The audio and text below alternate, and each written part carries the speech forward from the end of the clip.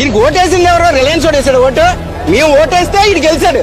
ఎందుకేసాం vote? మాకు ఏదైనా కష్టాలు వస్తే ఆదుకుంటాడని మేము ఓటేస్తే ఈయన వచ్చి తీసుకెళ్లి మా డబ్బులు తీసుకెళ్లి మా విద్యార్థులు చదువుకుని పాలిటెక్నిక్ కాలేజ్ తీసుకెళ్లి బ్యాంక్ లో తాకట్టెట్టుకున్నాడు.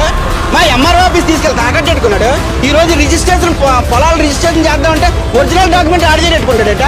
జెరాక్స్ కాపీ మనకి ఇస్తాడు. ఇది ఎక్కడ చేయండి అంటే ఆ డాక్యుమెంట్లు కూడా తీసుకెళ్లి బ్యాంక్ లో పెట్టి తాకట్టు మళ్ళీ లోన్ తెచ్చేసుకుంటాడు అన్నమాట.